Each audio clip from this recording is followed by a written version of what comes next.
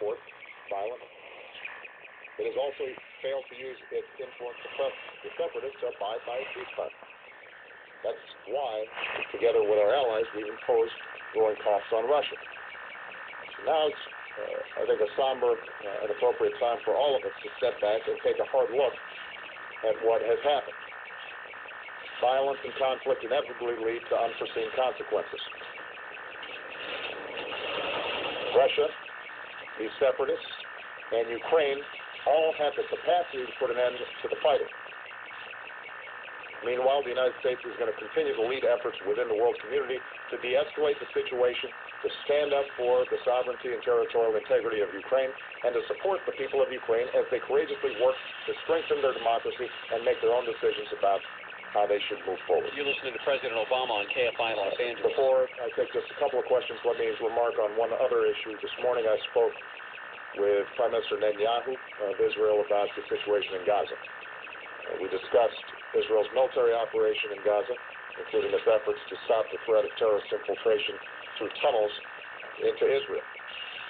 I reaffirmed my strong support for Israel's right to defend itself. No nation should accept rockets being fired into its borders or terrorists tunneling into its territory. In fact, while I was having the conversation with Prime Minister Netanyahu, sirens went off in Tel Aviv. I also made clear that the United States and our friends and allies are deeply concerned about the risks of further escalation and the loss of more innocent life. And that's why we've indicated, although we support military efforts by the Israelis to make sure that rockets are not being fired into their territory, we also have said that our understanding is the current military ground operations are designed to deal with the tunnels, and we are hopeful that Israel will continue to approach this process in a way that minimizes civilian casualties, and that all of us are working hard to return to the ceasefire that was reached in November of 2012. Secretary Kerry is working to support Egypt's initiative to pursue that outcome. I told Prime Minister Netanyahu that John is prepared to travel to the region following additional consultations. Let me close by making one additional comment. On board Malaysian Airlines flight MH17, there were apparently nearly 100 researchers and advocates traveling to an international conference in Australia dedicated to combating AIDS, HIV. These were men and women who had dedicated their own lives to saving the lives of others, and they were taken from us in a senseless act of violence.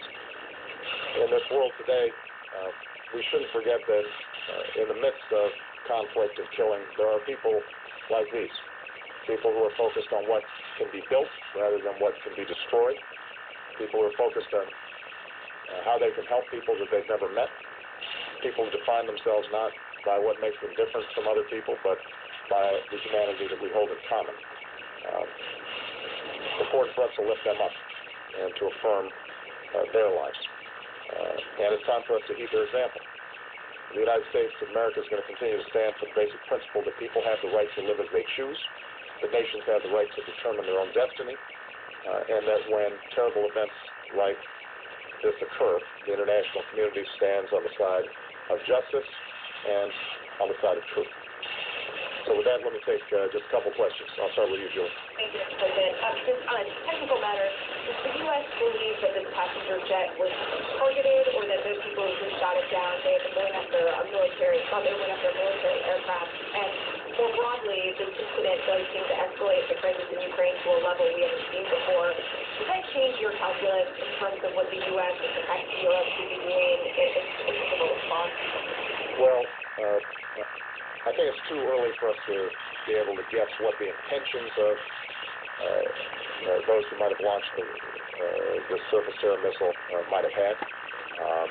The investigation is going to be ongoing, and I think what we'll see is additional information surfacing over the next 24 hours, 72 hours, the next week, the next month. What we know right now, what we have confidence in saying right now, is that a surface-to-air missile was fired, and that's what brought the jet down.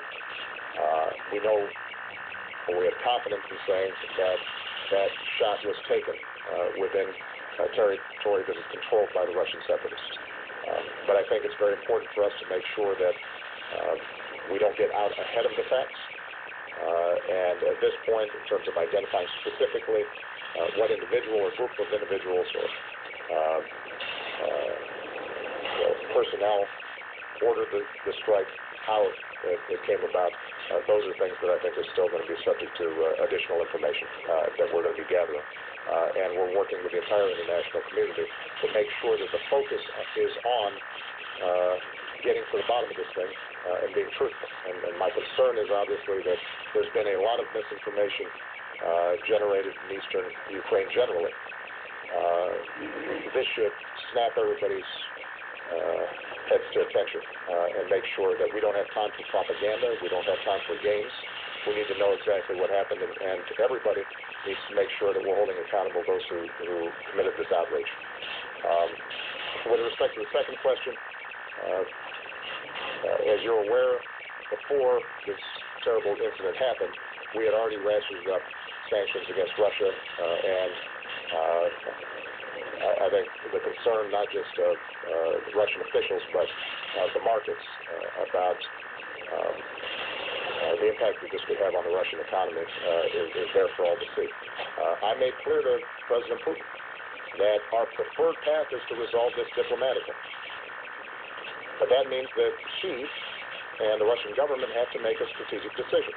Are they going to continue to support violent separatists whose intent is to undermine the government of Ukraine, or are they prepared to work with the government of Ukraine to arrive at a ceasefire and a peace that takes into account the interests of all Ukrainians?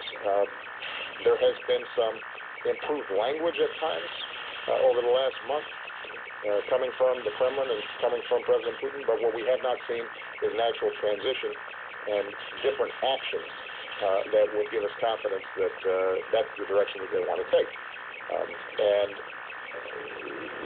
we will continue to make clear that as Russia